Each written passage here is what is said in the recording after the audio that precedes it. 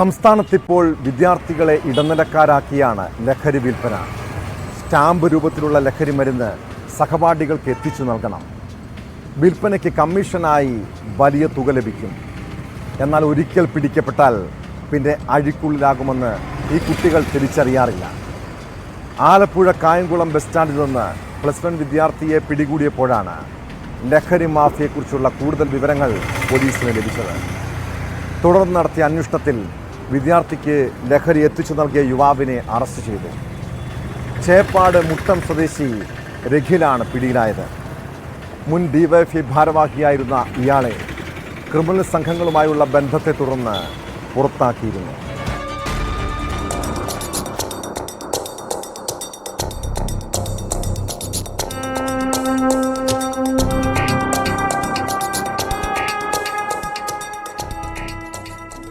രണ്ട് ദിവസം മുമ്പ് കായംകുളം ബസ് സ്റ്റാൻഡിൽ നിന്നാണ് സംശയാസ്പദമായ രീതിയിൽ +1 വിദ്യാർത്ഥിയായ ആൺകുട്ടിയെ കായംകുളം പോലീസ് പിടികൂടുന്നത്.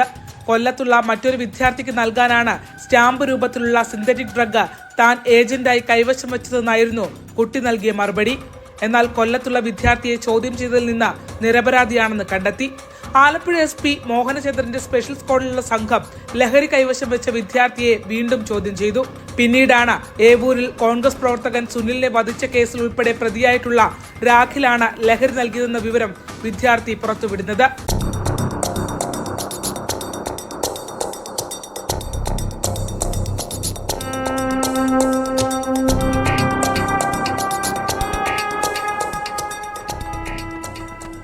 രാഖിലിനൊപ്പം കണ്ടല്ലൂർ സ്വദേശിയായ മറ്റൊരാൾ കൂടി ലഹരി കടത്തിൽ ഉണ്ടെന്ന് പോലീസിന് വ്യക്തമായ സൂചന ലഭിച്ചിട്ടുണ്ട്. 30,000 രൂപ വിലമതിക്കുന്ന 20 സ്റ്റാമ്പുകളാണ് കണ്ടെത്തിയത്. 0.2 ഗ്രാമിന് മുകളിൽ ഭാരമുള്ള സ്റ്റാമ്പുകൾ കയ്യിൽ കരുതിയാൽ അത് വിൽപ്പന ആവശ്യത്തിനായി ഉപയോഗിക്കാനാണെന്നാണ് നിയമം. രാഖിലിന് ആലപ്പുഴയിലെ ലഹരി കൊട്ടേഷൻ സംഘങ്ങളുമായി ബന്ധമുണ്ടെന്ന് പോലീസ് കണ്ടെത്തിയിട്ടുണ്ട്. കൂടുതൽ വിദ്യാർത്ഥികളെ ഇത്തരത്തിൽ ഉപയോഗിക്കുന്നുണ്ടോ എന്നും അന്വേഷിച്ചു വരികയാണ്. ഡിവൈഎഫ്ഐ മുൻ ചേപ്പാട് മേഖലാ കമ്മിറ്റിയുടെ ട്രഷററായിരുന്ന ഇയാളെ ക്രിമിനൽ സംഘങ്ങളുമായുള്ള ബന്ധത്തെ തുടർന്ന് സംഘടന ഒഴിവാക്കിയിരുന്നു. കായംകുളം കൂടാതെ കരിയിലക്കുളങ്ങര സ്റ്റേഷൻ പരിധിയിൽ 10ഓളം കേസുകൾ പ്രതിയാണ് രാഖിൽ.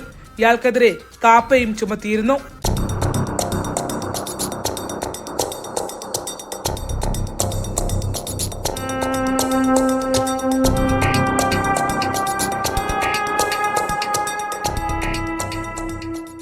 ന്യൂസ് 18 ആലപ്പുഴ.